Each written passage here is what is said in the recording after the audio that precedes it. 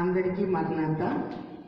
దేవుని మహాకృపను బట్టి ఉదయాన్నే దేవుని స్తుతించుకున్నటకు దేవుడిచ్చిన అవకాశాన్ని బట్టి దేవాది దేవునికి స్తుతులు చెల్లిద్దాం. త్రియేక దేవుని స్తుతి చెప్పుకుందాం. నాతో అందరు చెప్పండి.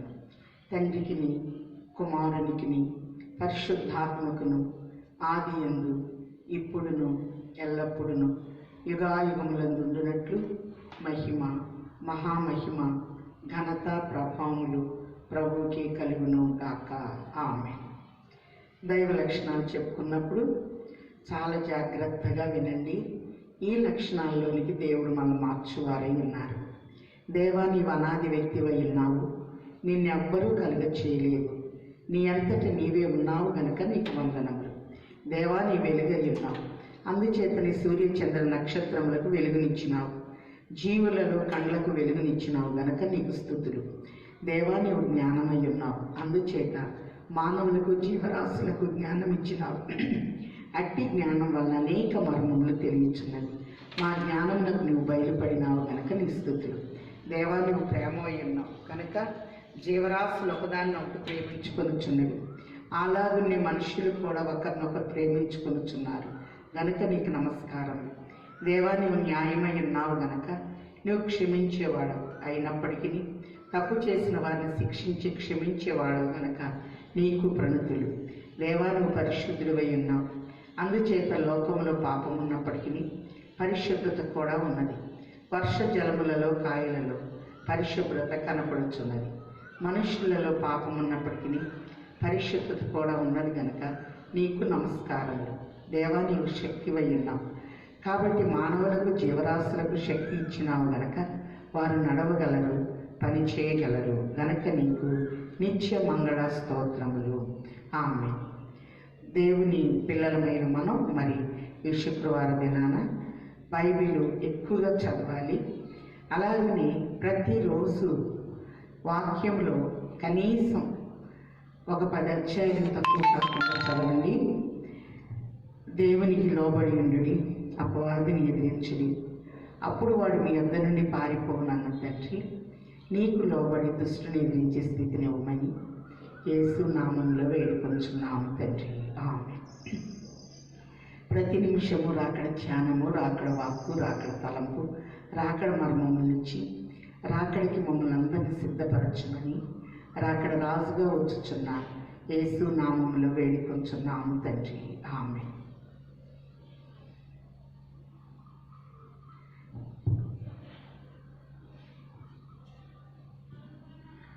ప్రకటన గ్రంథంలోని ధన్యతల్ని ఒకసారి చెప్పుకుందాం. ప్రకటన గ్రంథము 1:6. మనలను ప్రేమించుచు తన రక్తం వల్ల మన పాపముల నుండి మనల్ని విడిపించిన వానికి మహిమయు ప్రభావమును యుగయుగములు కలుగును గాక. ఆమేన్. ప్రకటన 1:18.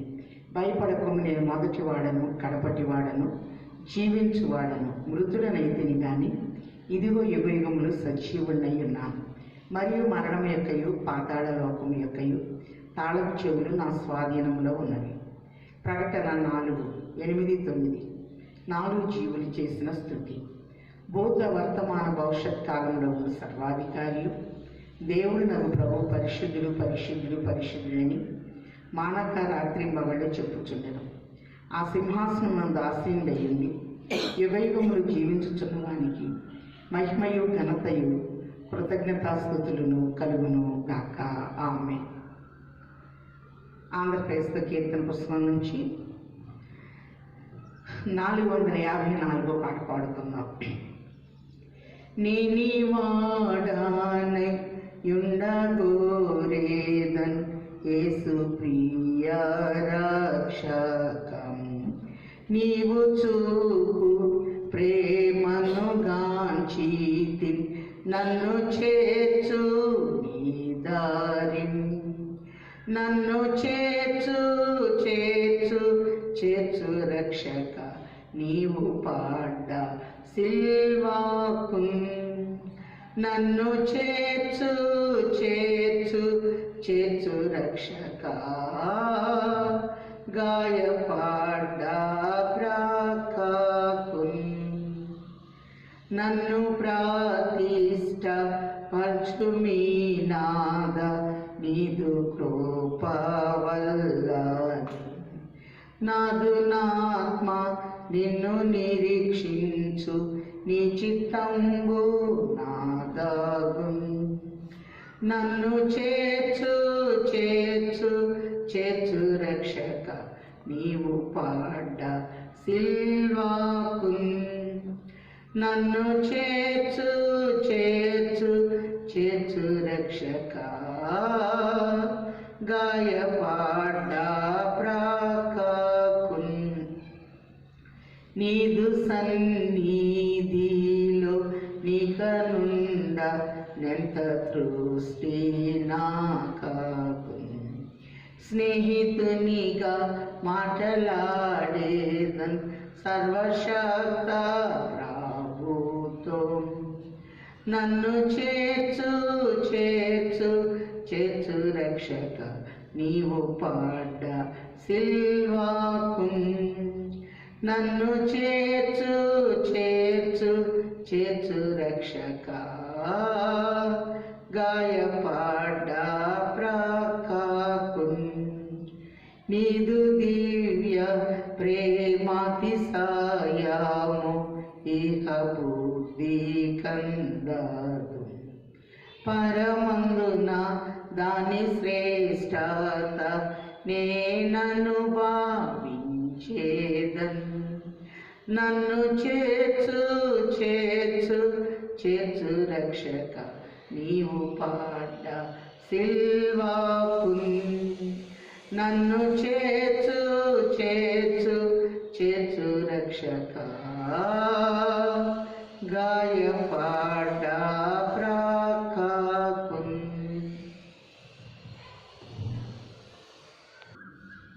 వాక్యం చదువుకుందాం. పరిశుద్ధ గ్రంథం నుండి సొలొమోను రచించిన పరమగీతము 2వ అధ్యాయము 6-7 వచనాలు చూద్దాం. అతని ఎడమ చెయ్యి నా తల క్రిందనున్నది, కుడి చేత అతడు నన్ను కౌగిలించుచున్నాడు.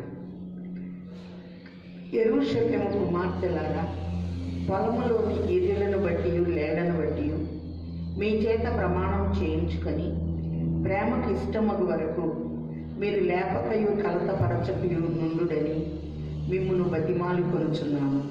ప్రార్థన చేసుకున్నాం. సకల యుగములలో అక్షయుడును అదృశ్యుడును నిత్య నివాసి పరిశుద్ధుడైన తండ్రి వందనములు. అపరిమిత జ్ఞాన సంపన్నులైన మీరు మా జ్ఞానమునకందరూ మిమ్మల్ని అర్థం చేసుకునే అనేక పద్ధతులలో ప్రార్థనా పద్ధతి, ధ్యాన పద్ధతి, వాక్యోపదేశ పద్ధతి, స్వస్థత పద్ధతి, ఆరాధన పద్ధతి ద్వారా తండ్రి అని సమీపించుటకు మీరు ఇచ్చిన చనువును బట్టి వందనములు. నీ వాక్యం యొద్దకు వచ్చుచుండగా ఈ పరిశుద్ధ దినమున, ప్రాణం పెట్టిన దినమున, తండ్రితో ఐక్యపరిచిన దినమున, సిలువలో మా కొరకు 2 చేతులు చాచి మమ్మల్ని ఆహ్వానించిన ఈ దినమున నీ సిలువ విలువైన రక్తముతో మమ్మల్ని శుద్ధీకరించి బలపరచమని సిల్వనాథుడయ్యున్న యేసు నామములో వేడుకొంచున్నాము తండ్రి. ఆమేన్. ప్రభునందు ప్రియమైన వారారా, ప్రభు యొక్క ముఖ కాంతి తండ్రి మనందరి మీద ప్రకాశింపచేయును గాక. ఆమేన్. చదవబడిన వాక్యంలో మనం చూస్తే, అతని ఎడమ చెయ్యి నా తల క్రిందనున్నది, కుడి చేత అతడు నన్ను కౌగిలించుచున్నాడు. ప్రభువు మానవ నిర్మాణం కొరకు తన 2 చేతుల్ని వాడినట్లుగా మనం చూస్తూ ఉన్నాం. వాక్యంలో మనం గమనించినట్లయితే 119వ దావీదు కీర్తన 73వ వచనంలో ప్రభు అంటున్నారు, నీ చేతులు నన్ను నిర్మించి నాకు రూపు ఏర్పరచెను. కాబట్టి ఆయన చేతులు మనల్ని నిర్మాణం చేసినాయి. అలాగనే ఒక చక్కటి రూపంలోనికి ప్రభు తీసుకొచ్చారు. మన ప్రభు అతి సుందరుడు, అతి మనోహరుడై ఉన్నట్లుగా చూస్తూ ఉన్నాం. అలాగే తన చేతులతో నిర్మాణం చేశాడు. ఆరోహణం అప్పుడు లూకాసు వార్త 24:50లో చేతులెత్తి తండ్రి మనం దీవించారు. కాబట్టి మనం దీవించబడిన వారు. 115వ కీర్తన 12వ వచనంలో యెహోవా మమ్మల్ని మర్చిపోలేదు, ఆయన మమ్మల్ని ఆశీర్వదించును. పిల్లలనేమి పెద్దలనేమి తన యందు భయభక్తులు కలవారిని యెహోవా ఆశీర్వదించును. ఆయన మిమ్ములను మీ పిల్లలను వృద్ధి పొందించును. భూమి ఆకాశమును సృజించిన యెహోవా చేత మీరు ఆశీర్వదించబడిన వారుగా చూస్తూ ఉన్నాం. మానవ నిర్మాణానికి ఆయన చేతులను వాడారు కనుక నీ చేతులు నన్ను నిర్మించి నాకు రూపు ఏర్పరిచాను అనే మాటను చూస్తూ ఉన్నాం. అంత మాత్రమే కాదు, యెషయా గ్రంథము 49వ అధ్యాయము 16వ వచనంలో చూస్తే, చూడుము నా చేతుల మీదని నేను నిన్ను చెక్కి ఉన్నాను అంటున్నారు. ప్రభు చేతుల్లో మనం కనపడుతూ ఉన్నాం. అలాగని ఆయన చేతిలోంచి మనం తప్పిపోకూడదు. 119వ దావీదు కీర్తన చివరి వచనంలో దావీదు అంటాడు, తప్పిపోయిన గొర్రె వలె నేను త్రోవ విడిచి తిరిగి తిని నన్ను వెతికి పట్టుకొనము. ఆయన మనం పట్టుకునే దేవుడు, మన నిర్మాణం చేసిన దేవుడు తన చేతుల్లో మన నమూనా చూస్తూ ఉన్నారు. అందుకే మనం పాడుకుంటే, నీ చేతితో నన్ను పట్టుకో, నీ ఆత్మతో నన్ను నడుపు, శిల్పి చేతిలో శిలను నేను, అనుక్షణము నన్ను చెక్కుము. శిల్పి చేతిలో శిలను నేను, అనుక్షణము నన్ను చెక్కుము. అనుక్షణము ఒక శిల్పి ఒక రాయిని ఒక దెబ్బ కొడితే ముక్కలైపోతే తను అనుకున్న రూపాన్ని తీసుకురాలేడు. ఎన్ని దెబ్బలన్నా సహించినప్పుడు తాను అనుకున్న రూపంలోనికి తీసుకొచ్చి వారై ఉన్నారు. అందుకే ఆయన చేతుల్లో సుఖము అనేది ఉన్నదని కీర్తన 16:11 చూస్తే, జీవమార్గమును నీవు నాకు తెలియచేసేదవు, నీ సన్నిధిని సంపూర్ణ సంతోషము కలదు, నీ కుడి చేతిలో నిత్యము సుఖములు కలవు.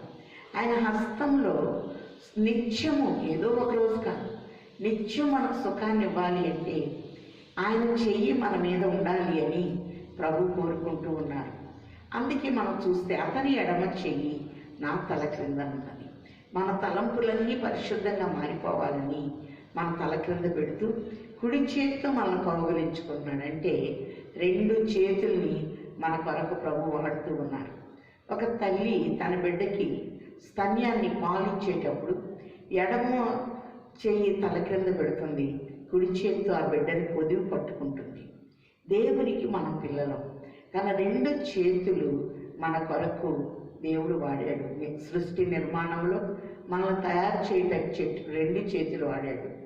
అలాగనే సిలువలో తన చేతులు చాపాడు, నా యుద్ధకు వచ్చు వారిని నేనెంత మాత్రమో త్రోసివేయను అని, రక్షింప నేరక ఉండినట్లు యెహోవా హస్తం కొరచ కాలేదని సిలువలో చేతులు చాపినట్లుగా మనం చూస్తూ ఉన్నాం.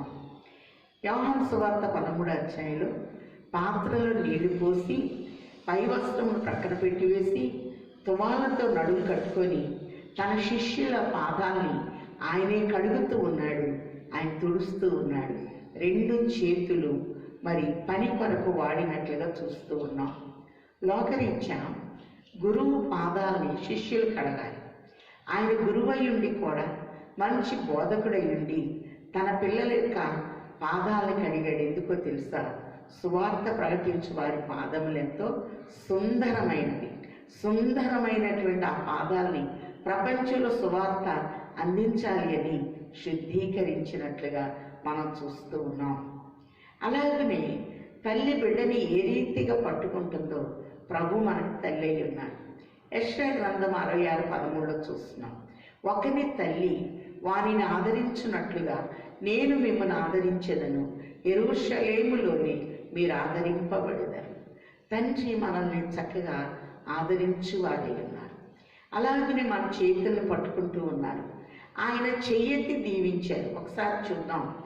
లూకా సువార్త 24వ అధ్యాయం 50వ వచనంలో మరి ఆరోహణం అయ్యేటప్పుడు తన చేతులెత్తి వారిని ఆశీర్వదించెను అనే మాటల్లో మనం చూస్తూ ఉన్నాం.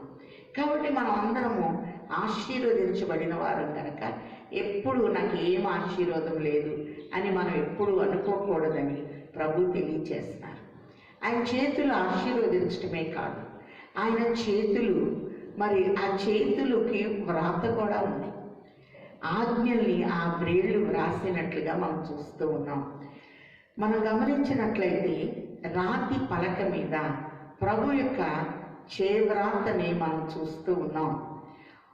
ప్రభు తన చేతితో వ్రాసి నిర్గమకాండము 31:18 దేవుని చేవ్రాతైన పలకల్ని మోషేకి ఇచ్చినట్లు మనం చూస్తున్నాం.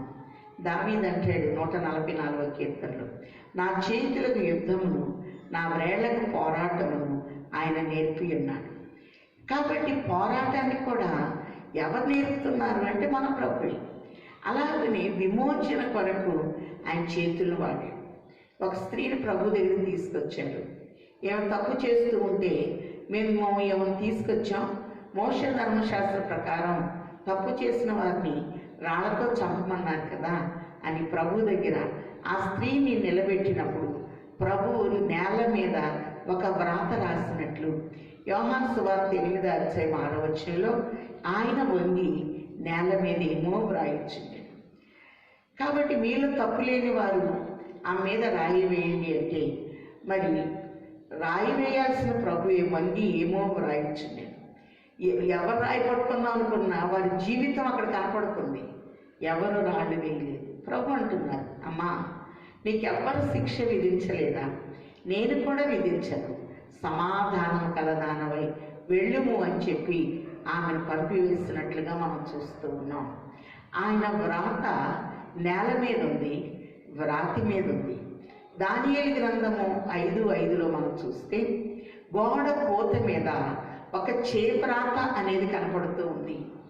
అందుకే అతని ఎడమ చెయ్యి నా తెల్ల క్రిందనున్నది, కుడి చేత అతడు నన్ను కౌగలించుచున్నాడని చూస్తున్నాం. మెనీ టెకేల్ ఉపాసిస్, నిన్ను త్రాసులో పెట్టి తోస్తున్నాను, నువ్వు తక్కువగా కనపడ్డావు.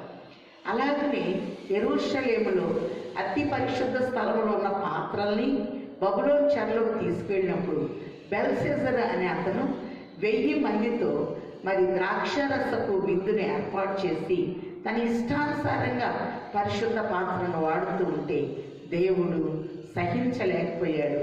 గోడ మూత మీద ఏదో ఒక వ్రాత కనపడింది. దాన్ని ఎవరు చదువుతారు అంటే దానియేలు దేవుని యొక్క జ్ఞానము కలిగిన వ్యక్తి కనుక అతనుకి దేవుడు మర్మాలు బయలుపరుస్తారని చెప్పి దానియేలు పిలిచినప్పుడు అతడు చదివి చెప్తున్నాడు, మెనీ టెకేల్ ఉపాసిస్, దేవుడు నిన్ను త్రాసులో పెట్టి తోస్తున్నాడు, నువ్వు తక్కువగా కనపడుతున్నావు. ఈ దినాన సృష్టికర్త దృష్టిలో మనం తక్కువగా ఉన్నామేమో. అలాగనే దేవునికి పరిశుద్ధంగా ఇవ్వవలసిన మన హృదయాన్ని మన ఇష్టానుసారంగా వాడుకుంటూ ఉన్నామేమో. అందుకే ప్రభు అంటున్నారు, దేవుని కొరకు మనం వాడబడాలి. అందుకే యజమాని వాడుకొనుటకు అర్హమైన పాత్రగా ఆయన పిల్లలమైన మనం ఉండాలి అని ప్రభు చక్కగా తెలియచేస్తూ ఉన్నారు. గోడ పూత మీద వ్రాత రాజును సరిచేసినట్టు చూస్తూ ఉన్నాం. ఆయన చేవ్రాత మన సరిదిద్దుతూ ఉంది. కొరింథీయులకు రాసిన 2వ పత్రిక 3:3 రాతి మీద కానీ సిరాతో కానీ వ్రాయబడక మెత్తని మీ హృదయంలో వ్రాయబడినప్పుడు మీరు క్రీస్తుకు పత్రికలై ఉంటారు అని ప్రభు తెలియచేస్తూ ఉన్నారు. మన హృదయములోనే ఒక వ్రాతని ప్రభు ఏర్పాటు చేస్తూ ఉన్నారు. కాబట్టి రాతి మీద రాసిన రాతలు ఆజ్ఞల్ని మోషే పగలగొట్టాడు. నేల మీద రాసిన రాత తొలగిపోయినట్లుగా నేను నీళ్ళ వలె పారబోయబడి ఉన్నాను, నీరు పోస్తే చెరిగిపోతుంది. నా కుమారుడు నీ హృదయం నాకు ఇవ్వు అన్న తండ్రి మన హృదయం మీద ఒక వ్రాత రాస్తూ ఉన్నాడు. ఆయన సేవకు మనం పత్రికలమై ఉండాలి అని ప్రభు చక్కగా మనకు తెలియచేస్తూ ఉన్నారు. ఆయన చేతులు అద్భుతాలు చేసినాయి. వ్రాతను రాయటమే కాదు, మన నిర్మాణం చేయటమే కాదు, అద్భుతం.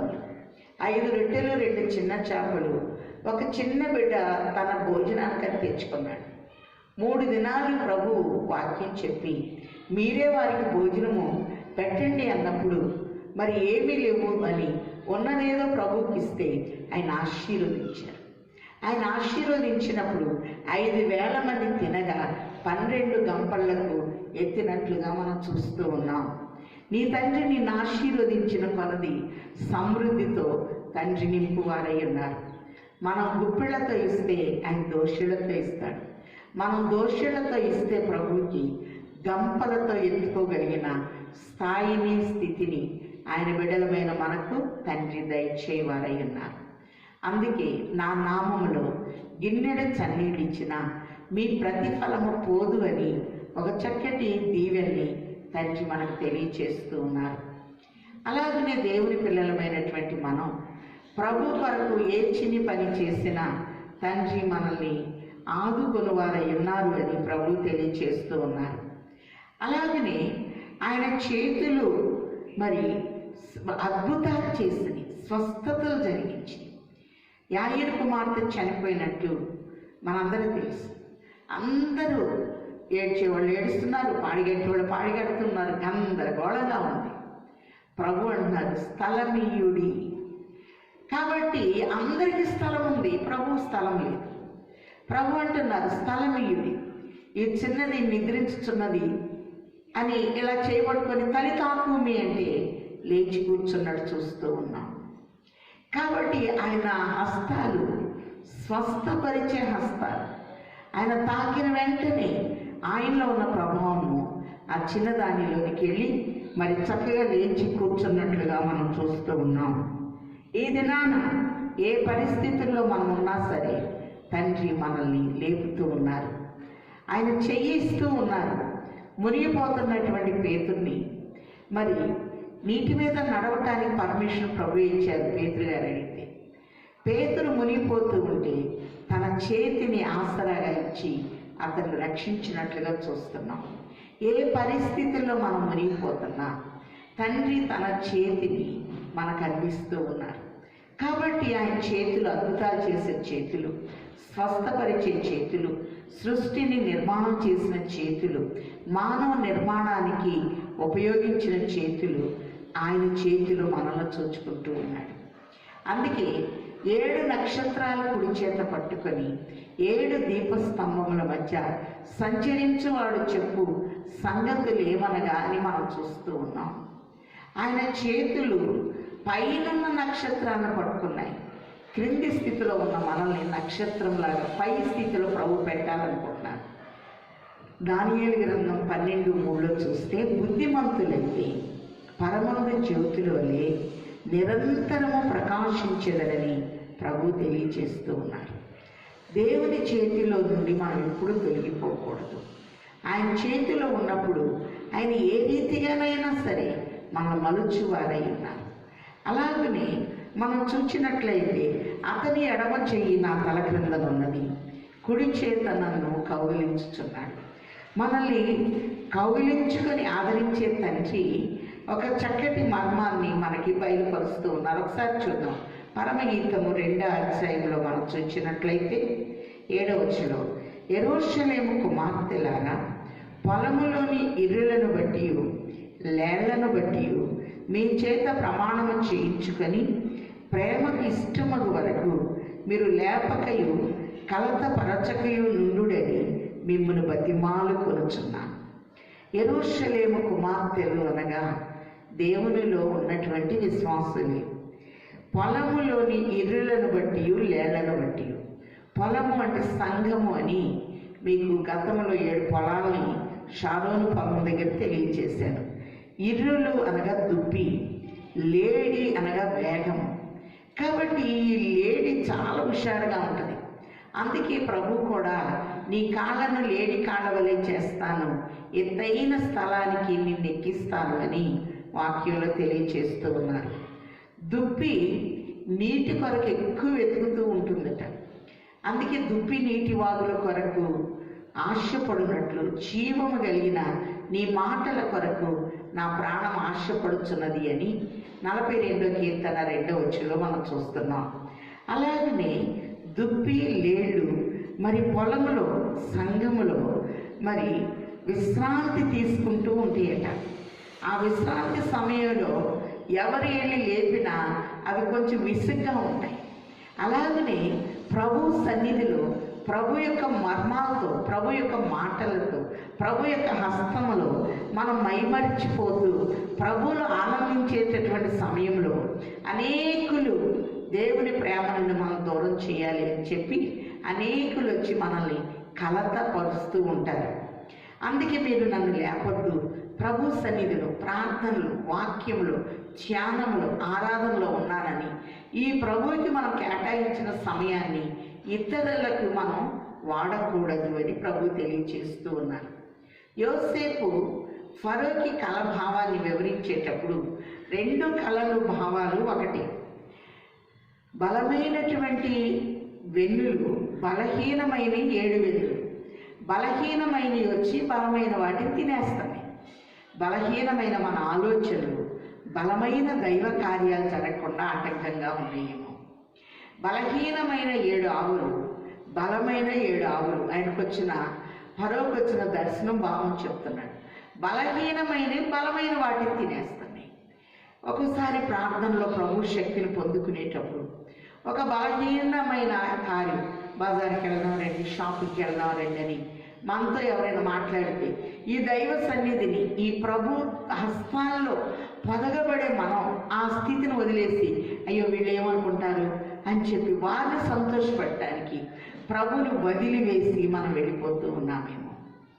కాబట్టి దేవుని పిల్లలమైన మనం ప్రభువుకి ఇచ్చే సమయంలో మనము మానవులకి ఇవ్వకూడదు. అందుకే ప్రభు అంటారు, నువ్వు లేచి రేయి మొదటి జామున నీ యొక్క సమయాన్ని నాకు ఇవ్వు అని ప్రభు తెలియచేస్తూ ఉన్నారు. నీ కుటుంబం కొరకు, నీ బిడ్డల కొరకు నువ్వు ప్రార్థన చేయి. ప్రభు సైతం ప్రార్థించడానికి మార్కు సువార్త 1:35 ఆయన చాలా పెద్దల కడ లేచి ఇంకా చీకటిగా ఉన్నప్పుడే కొండ ప్రాంతానికి వెళ్ళి ప్రభు బలమైన ప్రార్థన చేసినట్టు చూస్తూ ఉన్నాం. దేవుని పిల్లలమైన మనం ఏకాంతంలో ఎక్కువ ప్రభుకి మన అంశాలని చెప్పుకొని బలమైనటువంటి ప్రార్థన చేయవలసిన వారమై ఉన్నాము అని ప్రభు తెలియచేస్తూ ఉన్నారు. ఇక్కడ మనం చూస్తే ఒక ప్రమాణం కనపడుతుంది. పొలంలో ఎరువులను బట్టి, లేళ్లను బట్టి మీ చేత ప్రమాణం చేయించుకొని ప్రేమకి ఇష్టమగు వరకు మీరు లేపకయు కలతపరచకుడియు ఉండుడని మిమ్మల్ని బతిమాలు కొలుచున్నాను. కాబట్టి దుప్పిని కానీ లేడిని కానీ మంచి నిద్రలో ఉన్నప్పుడు కదిలించినప్పుడు అవి చాలా డిస్టర్బ్ అయిపోతే చాలా కోలుకోలేని స్థితి. ప్రభువులో మనం కూడా ఉన్నప్పుడు అనేకులు మన కలతపరిచేవారు ఉంటారు. ఎజ్రా నెహెమ్యాలు దేవాలయం కడుతూ ప్రాకారాలు కట్టేటప్పుడు సంగొట్టులు లాంటి వాళ్ళు వచ్చి అనేక మాటలు మాట్లాడి మేము రాజు ఉప్పు తిన్నవారు, వీళ్ళు ఈ చెడు పట్టణాన్ని కడతారంట అని అన్నప్పుడు అది కలతపరుచుటై ఉన్నది. అలాగని యూదులందరినీ చంపేయాలని షూషాను కోటలో ఆజ్ఞ జారీ చేయబడినప్పుడు ఎస్తేరు అక్కడ ఒక ప్రమాణం ఉంది, నీవు నీ వంశాన్ని ఎన్నడూ రాజు దగ్గర చెప్పొద్దు అని మొర్దెకై చెప్పాడు కనుక తన జాతిని, తన వంశమును రాజు అయిన అహష్వరోస్కి తెలియచేయలేదు. అంటే పినతండ్రి ఇచ్చిన మాట మీద ఒక గౌరవం, ఒక ప్రమాణముగా ఆమె తీసుకొని చివరి నిమిషం వరకు అలాగే ఉంది. షూషాను కోటలో మరి భయంకరమైనటువంటి శ్రమ వచ్చినా మరి వీసమంతైనా సరే ఎస్తేరు తొణకలేదు. కారణం ఎస్తేరు దేవుని మీద ఆధారపడి ఉంది. నీవు నీ దేవుని మీద ఆధారపడినప్పుడు ఎలాంటి పరిస్థితి అయినా సరే నువ్వు భయపడాల్సిన పని లేదు. మన తండ్రి న్యాయవంతుడు. తన బిడ్డలకు ఏ సమయంలో ఎంత చక్కగా న్యాయం చేయాలో అనంత జ్ఞాని అయిన తండ్రి బాగా తెలుసు. ఆది కాండములో గనక మనం చూస్తే అబ్రహాము ఏలియాజరుని పిలిచి ఒక ప్రమాణాన్ని చేయిస్తూ ఉన్నారు. మరి నీతో ఒక దూతని ప్రభు పంపిస్తారు, ఈ దూత నీతో వస్తుంది, నీకు సహాయంగా ఉంటుందని ఆదికాండం 24:7 తొడ క్రింద చేయి పెట్టించి ఒక ప్రమాణం చేయిస్తున్నాడు. పెండ్లి కుమార్తెను నువ్వు తీసుకురావాలి, నా కుమారుని ఇక్కడి నుండి అక్కడికి నువ్వు తీసుకొని వెళ్ళకూడదు, యెహోవా దూత నీకు సహాయంగా వస్తుంది అని చెప్పి ఏలియాజరుని చెయ్యి మరి తొడ కింద పెట్టించి అబ్రహాము ఒక ప్రమాణము చేయించినట్లుగా చూస్తూ ఉన్నాం. వధువును తీసుకుని రావటానికి ఈ ప్రమాణం అనేది చేయబడినట్లుగా చూస్తూ ఉన్నాం. రూతమ్మ నయోమితో వచ్చేటప్పుడు ఒక ప్రమాణం చేసింది. వార్పో ముద్దు పెట్టుకొని వెళ్ళిపోయింది. రూతు ఒక చక్కని మాట అంటుంది, నీ జనమే నా జనము, నీ దేవుడే నా దేవుడు, నువ్వెక్కడ మరణం పొందుతావో నేనక్కడే మరణం పొందుతానని చెప్పి ఒక చక్కటి ఒప్పందము రూతు గ్రంథం 1:16 చేస్తూ ఉంది. ఈమెకి మనస్సు కుదిరింది అని అనుకున్నప్పుడు నయోమి రూతుని మరి వాగ్దాన దేశమైన బెత్లెహేములోనికి మోయాబీరాలైన రూతుని తీసుకుని వస్తున్నట్లుగా మనం చూస్తూ ఉన్నాం. నీ జనమే నా జనము, నీ దేవుడే నా దేవుడు, మరణము తప్ప నిన్ను నన్ను ఏదీ వేరు చేయదు అని మాట్లాడినట్లుగా మనం చూస్తూ ఉన్నాం. అంత మాత్రమే కాదు, దేవుడు కూడా ఒక చక్కటి ప్రమాణాన్ని చేస్తున్నారు. ఒకసారి చూద్దాం. కీర్తనల గ్రంథం 60:6 తన పరిశుద్ధతతోడని దేవుడు మాట ఇచ్చి ఉన్నాడు. పరిశుద్ధతలో దేవుడు మాటిస్తున్నాడు. ఏంటంటే, పాపులైన మిమ్ములను నశించిన దాన్ని వెతికి రక్షించడానికి వచ్చాను గనక తండ్రి నీవు నాకు ఇచ్చిన వారందరినీ తిరిగి నీకు అప్పగిస్తానని యోహాను సువార్త 17:4 తండ్రికి అందరినీ పరిశుద్ధులుగా మార్చి అప్పగించడానికి ఒక ఒడంబడిక, ఒక ప్రమాణం చేస్తూ ఉన్నట్లుగా మనం చూస్తూ ఉన్నాం. దావీదుతో దేవుడు ఒక ప్రమాణం చేస్తూ ఉన్నాడు. ఒకసారి చూద్దాం. 89వ కీర్తనలో గనక మనం గమనించినట్లయితే 89వ కీర్తనలో దావీదు విషయంలో దేవుడు చేసిన ఒక శ్రేష్టమైన ప్రమాణం మనకి ఇక్కడ కనపడుతుంది. 34 నా నిబంధనను నేను రద్దుపరచును, నా పెదవుల గుండా బయలు వెళ్ళిన మాటను మార్చను. అతని సంతానము శాశ్వతముగా ఉండుననియు, అతని సింహాసనము సూర్యుడున్నంత కాలము నా సన్నిధి ఉండుననియు, చంద్రుడున్నంత కాలం అది నిలుచుననియు, మింట నుండి సాక్షి నమ్మకముగా ఉండునట్లు అది స్థిరపరచబడుననియు, నా పరిశుద్ధత తోడనియు నేను ప్రమాణము చేసి తిని దావీదుతో నేను అబద్ధమాడను. ఇట్లు సెలవిచ్చిండి, నీవు మమ్ము విడనాడి విసర్జించున్నావు, నీ అభిషిక్తుని మీద నీవు అధిక కోపం చూపి ఉన్నావు. ఇక్కడ మనం చూస్తే దావీదుతో తన పరిశుద్ధత తోడని, సూర్యుడు ఉన్నంత వరకు మరి నీ సింహాసనం అనేది ఉంటుంది అని దావీదుతో దేవుడు ఒక శ్రేష్టమైన ప్రమాణము చేసినట్లుగా వాక్యంలో మనం చూస్తూ ఉన్నాం. అలాగే శిలోహు మందిరానికి వచ్చి మరి హన్నా ప్రార్థన చేస్తూ ఉంది, బిడ్డలు లేరు, నాకు ఒక బిడ్డనివ్వు, నీకు సేవకి ఇచ్చేస్తాను అని శిలోహు మందిరంలో ఆ ప్రార్థన చేస్తూ ఉంటే యాజకుడైన ఏలి ఎంతసేపు మత్తురాలవై ఉంటావు అని యాజకునికి కూడా ఆ ప్రార్థన అర్థం కాలేదు కనుక ఆమెను లేపినట్లు ఎంతసేపు మత్తురాలవై ఉంటావని కలత పరిచినట్లుగా వాక్యంలో మనం చూస్తూ ఉన్నాం. అలాగే దానియేలు ఎప్పుడు యెరూషలేము వైపు కిటికీ తీస్తాడా, మరి వెంటనే ఇతన్ని తీసుకెళ్లి సింహం బోర్లు వేయాలి అని సందడిగా జనాలు వచ్చినట్టు చూస్తున్నాం. ఇట్టి శాసనము సంతకము చేయబడినని దానియేలుకు తెలిసిన ముమ్మారు యెరూషలేము వైపు కిటికీలు తీసి ప్రార్థించినట్లుగా చూస్తూ ఉన్నాం. అలాగనే ప్రభువులో మనం ఉన్నప్పుడు అనేక ఆటంకాలు అనేవి కలుగుతూ ఉంటాయి. కానీ దేవుని పిల్లలమైన మనం ఈ ఆటంకాలు వైపు మనం చూడకూడదు. విశ్వాసమున కర్తయు దాన్ని కొనసాగించువారైనా ప్రభు వైపు చూస్తూ మనం ముందుకు వెళ్ళాలని ప్రభు చెప్తూ ఉన్నారు. అపోస్తల కార్యములు 4వ అధ్యాయంలో మనం చూస్తే మరి సేవ ముమ్మరంగా జరిగేటప్పుడు ఎలాంటి ఆటంకము అనేది వచ్చిందో ఒకసారి చూద్దాం.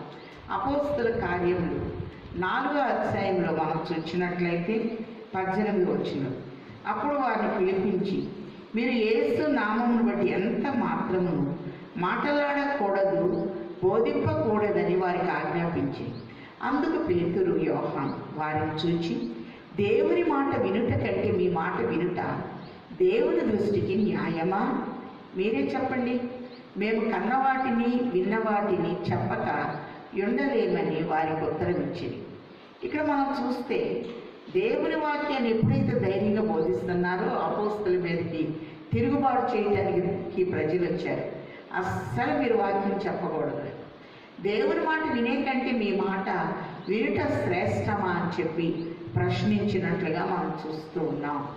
అలాగనే దేవుని పని జరిగేటప్పుడు ఆటంకపరిచేవారు అనేకులు మనకు కనపడుతూ ఉంటారు. జకర్యా గ్రంథంలో కూడా జెరుబ్బాబెలు చేతులు పునాది వేస్తూ ఉన్నాయి, అతని చేతులు ముగింపు చేస్తూ ఉన్నాయి.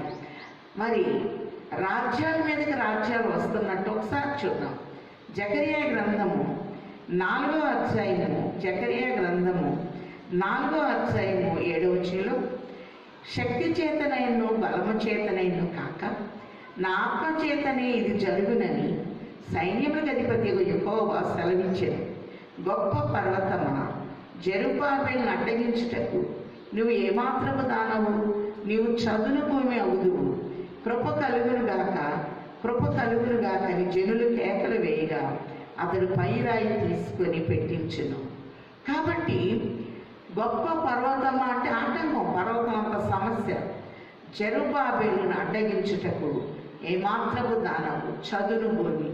దైవ కార్యాలకి ఆటంకం కలిగించేవారు చదును భూమి అయిపోతారు అని ప్రభు తెలియచేస్తూ ఉన్నారు. అందుకే పరమగీతం 2వ అధ్యాయంలో మనం చూస్తే చక్కని మర్మాన్ని 2వ అధ్యాయం 7వ వచనం, యెరూషలేము కుమార్తెలారా, పొలములోని ఇర్రెలను బట్టి లేళ్లను బట్టి మీ చేత ప్రమాణము చేయించుకొని. కాబట్టి ఒక శ్రేష్టమైన ప్రమాణాన్ని ఇక్కడ చేయబడినట్లుగా మనం చూస్తూ ఉన్నాం. ప్రేమకు ఇష్టమగు వరకు మీరు లేపకయు కలతపరచకయు. కాబట్టి మన ప్రభు ప్రేమస్వరూపి, ప్రేమ లేనివాడు ప్రభువుని ఎరగడు. కాబట్టి అనేకులు ప్రేమ కలిగిన యేసయ్యతో మనం గడపకుండా కలతపరుస్తూ మనకు అనేక రీతులుగా నష్టాలను కలిగిస్తూ ఉంటారు. అందుకే ఇక్కడ మనం చూస్తే మీరు లేపకయు కలతపరచకయు నుండుడని మిమ్మల్ని బతిమాలు కొనుచున్నాను. కాబట్టి దైవ కార్యాలకి ఆటంకము రాకూడదు అని ఇక్కడ బ్రతిమలాడుచున్నట్లుగా పెండ్లి కుమార్తె కనపడుతూ ఉంది. అలాగే ప్రభువులో మనం ఎదిగేటప్పుడు అనేక ఆటంకాలు వస్తాయి. మరి ప్రభువే తెలియజేస్తున్నారు. యెషయా గ్రంథము 61వ అధ్యాయం 7వ వచనంలో, యెషయా 61:7లో, మీ అవమానమునకు ప్రతిగా రెట్టింపు ఘనత నందుదురు, నిందకు ప్రతిగా తాము పొందిన భాగమును అనుభవించి వారు సంతోషించురు. వారు తమ దేశములో రెట్టింపు భాగమునకు కర్తలగుదురు, నిత్యానందము వారికి కలుగును అనే మాట చూస్తూ ఉన్నాం. దేవునిలో మనం బలంగా ఉన్నప్పుడు నిత్యము ఆనందాన్ని తండ్రి మనకిచ్చేవారై ఉన్నారు.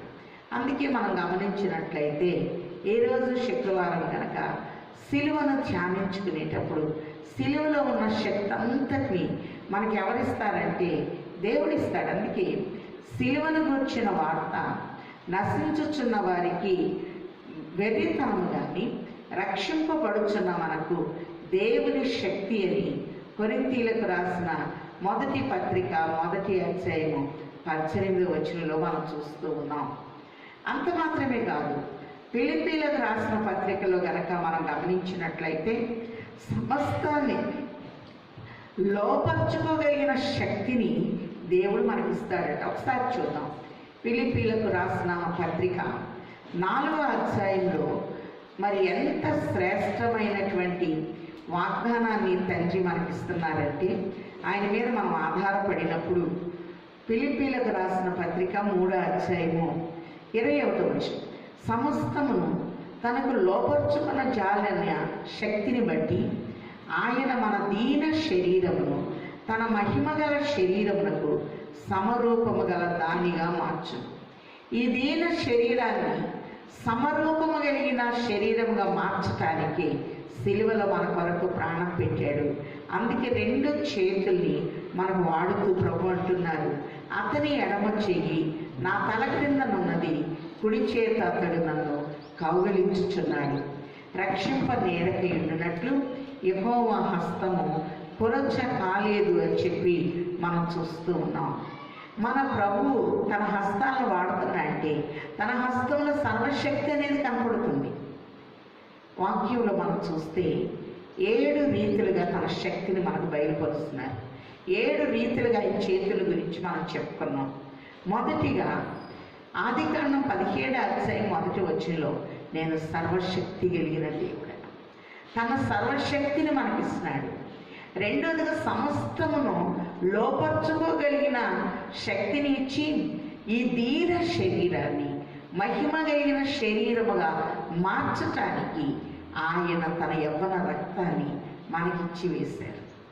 అలాగనే మనం గమనించినట్లయితే మూడవదిగా సిలువ శక్తి. సిలువను వచ్చిన వార్త నశించుచున్న వారికి వెరితనము కానీ రక్షింపబడుచున్న మనకు దేవుని శక్తి అని చూస్తున్నాం. సమస్తం లోపర్చుకోగలిగిన శక్తిని ఇస్తున్నాడు, సర్వశక్తిని మనకి ఇస్తున్నాడు, అలాగే సిలువ శక్తిని ఇస్తున్నాడు. నాలుగవదిగా పునరుద్ధాన శక్తి. మరి తానుగా లేచుట పునరుద్ధానమై ఉన్నది, మరొకరు లేపుట పునరుజ్జీవమై ఉన్నది. అలాగనే మనం గమనించినట్లయితే ఈ పునరుద్ధాన శక్తి అనేది చాలా ఉన్నతమైనదిగా మనం చూస్తూ ఉన్నాం. మరి పునరుద్ధాన బలాన్ని ఇస్తున్నాడు, పునరుద్ధాన శక్తిని కూడా తండ్రి ఆయన బిడ్డలమైన మనకు చక్కగా దయచేయవారై ఉన్నాడు. ఒకసారి చూద్దాం. ఫిలిప్పీలకు రాసిన పత్రికలో కనుక మనం చూసినట్లయితే ఈ పునరుద్ధాన శక్తిని తండ్రి ఏ రీతిగా మనకి ఇస్తున్నారు అనే విషయాన్ని ఒకసారి చూద్దాం. ఫిలిప్పీలకు రాసిన పత్రిక 3వ అధ్యాయము 10వ వచనం చూస్తే ఏ విధము చేతనైనను మృతులలో నుండి నాకు పునరుద్ధానము కలగవల్లని ఆయన మరణ విషయంలో సమాన అనుభవం గలవాడని ఆయన పునరుద్ధాన బలమును ఎరుగు నిమిత్తమై ఆయన శ్రమలలో పాలువాడు నగుట ఎట్టిదో ఎరుగు నిమిత్తమై సమస్తమును నష్టపరచుకొని, పునరుద్ధాన బలాన్ని గనక మనం ఎరిగి ఉంటే సమస్తాన్ని నష్టపరుచుకుంటాం. ఎందుకంటే ప్రభువు మన కొరకు అన్నిటినీ వదులుకున్నారు, మన కొరకు తన చేతుల్ని వాడినట్లుగా మనం చూస్తూ ఉన్నాం. ఆయన సర్వశక్తిని ఇచ్చారు, పైనుండి శక్తిని ఇచ్చారు, పునరుద్ధాన శక్తిని ఇచ్చారు. సర్వశక్తి కలిగిన తండ్రి వాక్ శక్తిని మనకి ఇస్తూ ఉన్నారు. ఆయన వైపు చూస్తే చాలు, మీ చేత ప్రమాణం చేయించుకుంటున్నాను, నన్ను లేపొద్దు, కలతపరచొద్దు, సమస్తము నాకు ఇచ్చే ప్రభు యొక్క హస్తాల్లో, ఆయన ఎడమ చేతిలో, ఆయన కుడి చేతిలో నేను ఇమిడిపోయి ఉన్నాను, నన్ను కలతపరచవద్దు అని ఈ పెండ్లి కుమార్తె సంఘము యెరూషలేము కుమార్తెల్ని లోకములో ప్రభులు ఎదుగుచున్న వారిని బ్రతిమిలాడుకుంటున్నట్లుగా మనం చూస్తూ ఉన్నాము. అపోస్తల కార్యములు 2వ అధ్యాయం 4వ వచనంలో పైనుండి బలమైన గాలి వీచింది, అగ్ని వచ్చింది. మరి అగ్ని 4 తాగితే 4 కాలిపోవాలి కదా.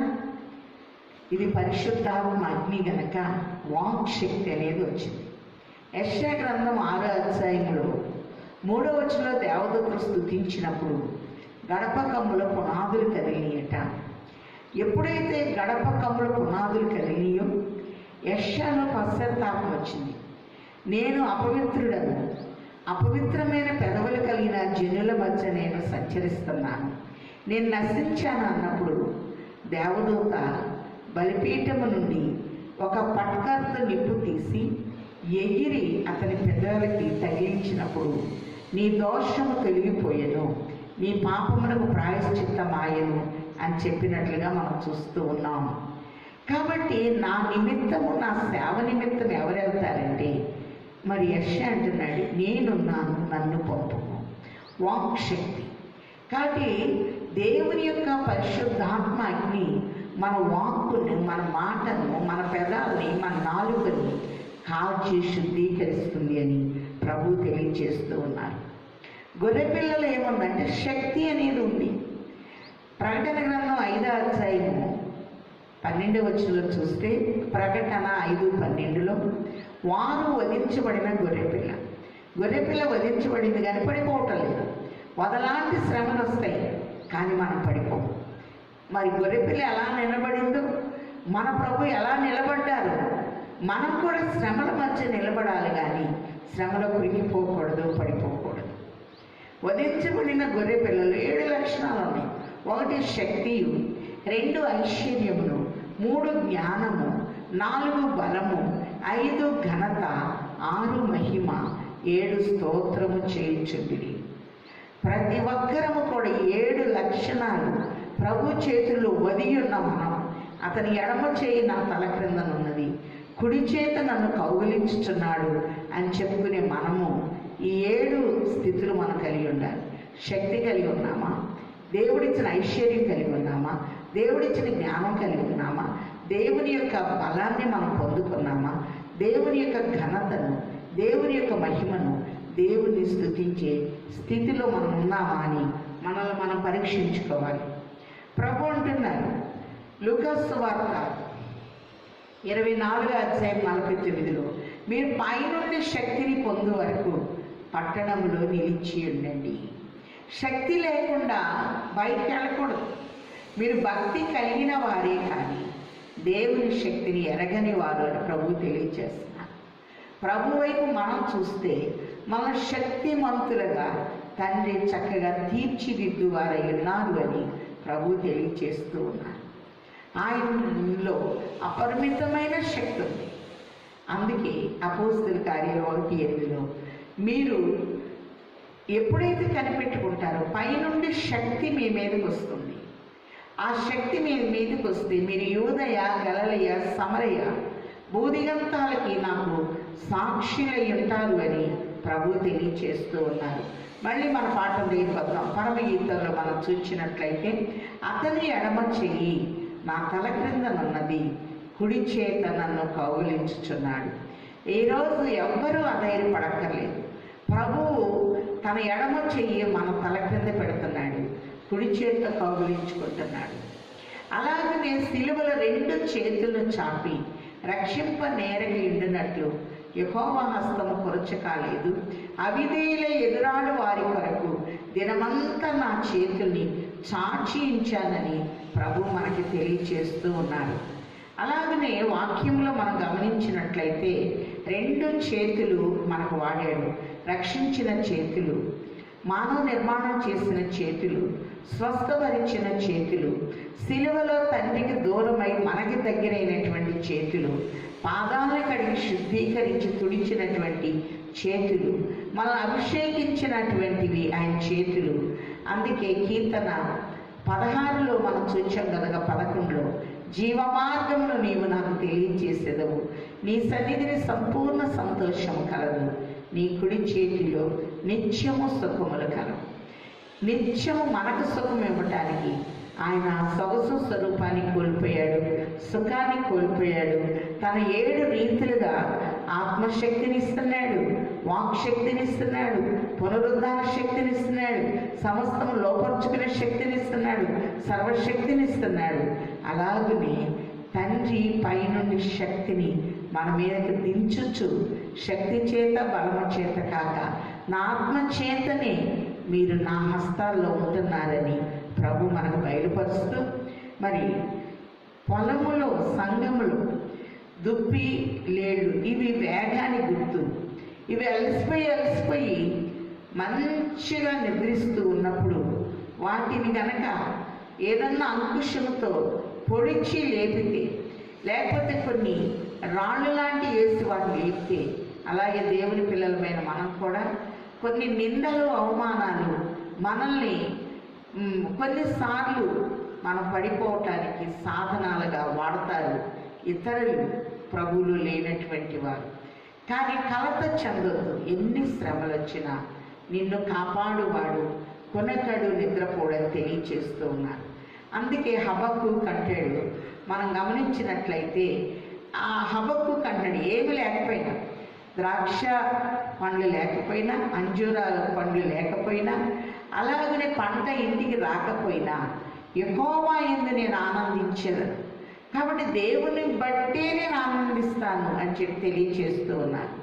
అలాగనే ఎన్ని శ్రమలు, ఎన్ని నిందలు మనకు వచ్చినా ప్రభువా నీవున్నావు. ఒకానొక సమయంలో ఈ అవమానాలన్నిటికీ నన్ను ఎంతమంది ఆటంకపరుస్తున్నారు సేవలు, అలాగే నాయన నీ పనిలో నన్ను ఏ పరిస్థితులు నన్ను ఆటంకపరిచినా నాయన నేను కలత చెందకుండా ఉంటాను అని దేవుని దగ్గర మనం ఒక ఒప్పందము, ఒక ప్రమాణము తీసుకున్నప్పుడు ఏ పరిస్థితి కూడా నిన్నేమీ చేయదని ప్రభు తెలియచేస్తున్నారు కనుక ఈ పరిశుద్ధ దినమున ప్రభు యొక్క హస్తాల్లో మనం ఇమిడిపోతూ ఎన్ని శ్రమలు వచ్చినా, ఎన్ని శ్రమలో అన్ని దానాన్ని తండ్రి మనకి దయచేవారై ఉన్నారు.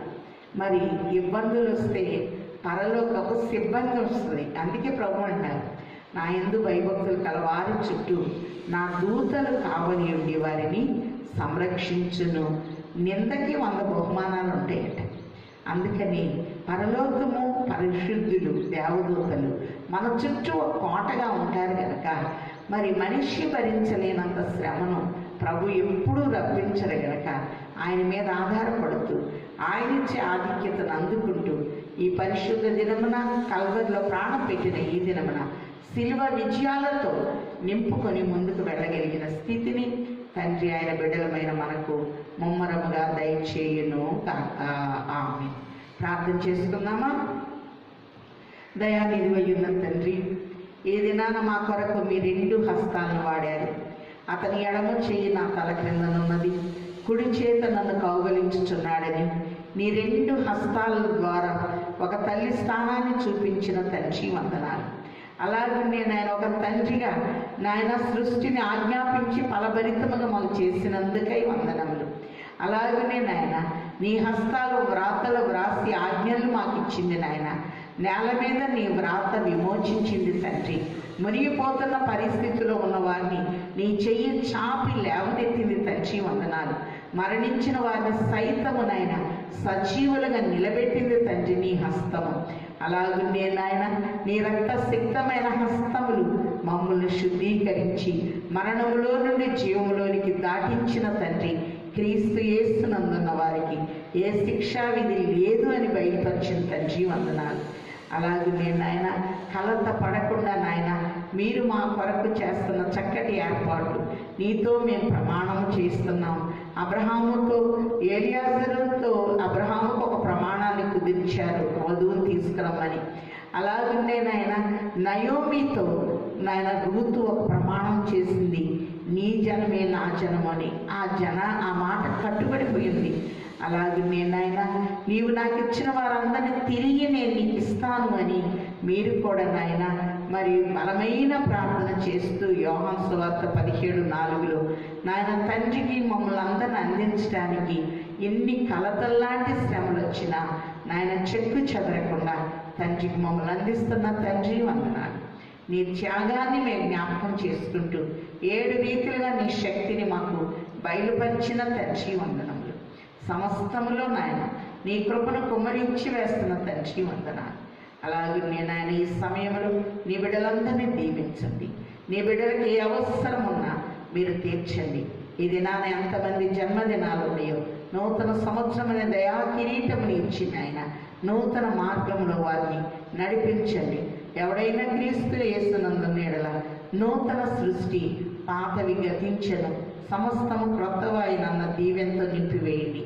అలాగే నేను తండ్రి ఎంతమందికి వివాహ దినాలు ఉన్నాయో వివాహం అన్ని విషయంలో ఘనమైనది ఆయన ఒక ఘనమైన శుభకార్యం యొక్క దీవెనలతో నీ బిడ్డలు నింపివేయమని అడుగుచున్నాము తండ్రి గారు వందనాలు.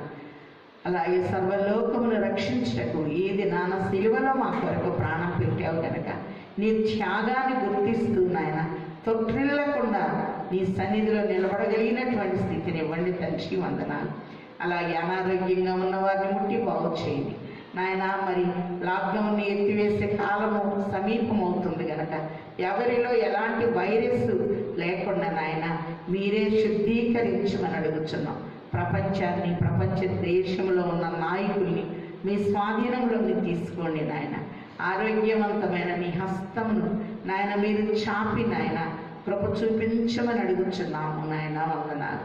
ప్రతి పరిస్థితిని నీ కంట్రోల్లో ఉంచుకోండి తండ్రి వందనాలు. అలాగే వివాహాలు కావలసిన వారికి శీఘ్రముగా ఏర్పాట్లు జరిగించండి నాయన. వివాహాలైన వారికి గర్భఫలాల నుంచి గౌరవించండి. అలాగే నాయన ఎవరు ఏ శ్రమలో ఉన్నా నాయన ఒక్కసారి జ్ఞాపకం చేసుకోండి. చిన్న బిడ్డల చదువు విషయంలో కూడా నాయన ఒక చక్కటి ఏర్పాట్లు మీరు జరిగించండి తండ్రి. వందనాలు. రాష్ట్రాల్ని ఏలేటటువంటి ఏలికల్ని నాయన మీరు దీవించండి. వృద్ధులైన వారిని దీవించి ఈ వృద్ధాప్యంలో ఉద్ధరించే సహాయకులుగా నీ దూతల్ని సహకారులుగా ఉంచమని, ప్రతి ఒక్కరి మీద నాయన నీ యొక్క స్వస్థత హస్తం నుంచి బాగు చేయమని, మాకు కాదు ఎక్కువ మాకు కాదు మీ నామమునకి మహిమకరముగా మమ్మల్ని వర్ధల చేసి వాడుకొనమని, నిరంతరము ఆశీర్వాదకారకుడు ప్రాణప్రియుడు సమస్తము తానై నడిపించుచున్న యేసయ్య శ్రేష్ఠ నామములో బ్రతిమిలాడి వేడుకొనుచున్నాము తండ్రి. ఆమేన్. అదృశ్యుడైన తండ్రి యొక్కయు అద్వితీయుడైన కుమారుని యొక్కయు అంతరంగ నివాసైన పరిశుద్ధాత్మ తండ్రి సంపూర్ణ సహాయము సమృద్ధి సమకూర్పు సదా తోడయుండి తండ్రి మన చెయ్యి పట్టి నడిపించి ఆయన కృపలో వర్ధిల్ల చేయను కాక. ఆమేన్. అందరికీ మరణాలు.